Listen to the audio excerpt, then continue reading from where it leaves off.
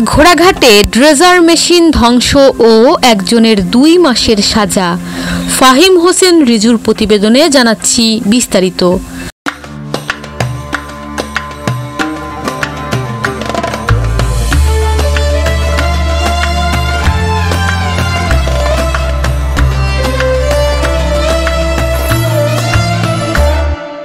দিনাজপুরের ঘোড়াঘাট উপজেলার বুলাকিপুর ইউনিয়নের শালিকাদহ এলাকায় করতোয়া নদী থেকে অবৈধভাবে বালু তোলা বন্ধে অভিযান চালালেন উপজেলা নির্বাহী কর্মকর্তা ও থানার ভারপ্রাপ্ত কর্মকর্তা।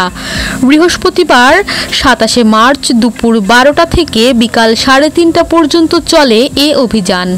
এ সময় বালু উত্তোলনের একটি ড্রেজার ধ্বংস এবং এজাহার ইসলাম নামে এক বালু উত্তোলনকারীকে আটক করা হয়। আটককৃত এজাহার উপজেলার বুলাকিপুর ইউনিয়নের শালিকাদহ গ্রামের তৌহিদুর ইসলামের ছেলে। পরে তাকে অবৈধভাবে বালু উত্তোলন দায়ী 2 মাসের বিনাশ্রম কারাদণ্ড দেওয়া হয়। এর আগে নদী থেকে অবৈধভাবে বালু তোলা হচ্ছে এমন খবর পায় উপজেলা প্রশাসন। প্রশাসনের অভিযানের খবর পেয়ে সেখান থেকে পালিয়ে যান চক্রটির বেশ কয়েকজন। সরেজমিনে গিয়ে দেখা যায় ড্রেজার মেশিন দিয়ে নদী থেকে তোলা হচ্ছে বালু।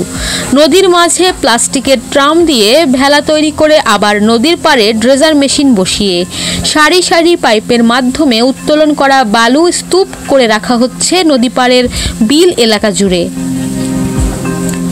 প্রশাসন আসার খবর পেয়ে ড্রেজার মেশিন বন্ধ করে নদীর ওপারে চলে যান ওই চক্রের সদস্যরা। যাবার সময় তারা আরও 2টি ড্রেজার মেশিন নদীর পানির মধ্যে ডুবিয়ে দিয়ে পালিয়ে যায়। এলাকাবাসীর অভিযোগ, নিয়মনীতির তোয়াক্কা না করে অবৈধভাবে যত্রতত্র বালু তুলছে কয়েকটি চক্র। এলাকাবাসীর অভিযোগ, বালু তোলার কারণে ধসে পড়ছে নদীর তীর। অনেকে হারিয়েছেন ফসলি জমি। কেউ বাধা দিলে আসে হুমকি ধামকি।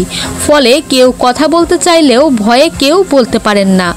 ঘোড়াঘাট থানার ভারপ্রাপ্ত কর্মকর্তা ওসি নাজমুল হক বলেন, ঘোড়াঘাট থানায় বালুমহল সংক্রান্তে একটা অভিযোগ পেয়েছিলাম আমরা। সেই সংক্রান্তে উপজেলা প্রশাসক ইউনো মহোদয় সহ আমি অভিযান পরিচালনা করেছি বুলাকিপুর শালিকাদহ ঘাটে।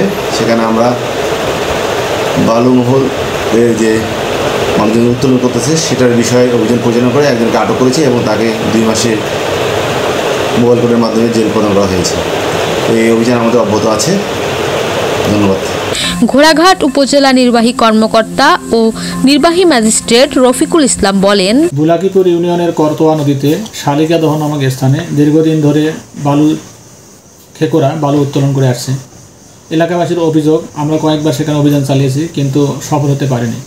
এর কারণটা ছিল এখান থেকে অনেক দূরে এবং আমরা রওনা দিলে অনেকেই তথ্যটা ফাঁস করে দিত। কিন্তু আজকে আমরা দীর্ঘ সময় অভিযান করে একজনকে ধরতে সক্ষম হই। এই অভিযান আমাদের জনস্বার্থে অব্যাহত থাকবে। ধন্যবাদ। 24 ঘন্টা ঘোড়াঘাট, সাদিয়া ইসলাম, ঘোড়াঘাট, দিনাজপুর।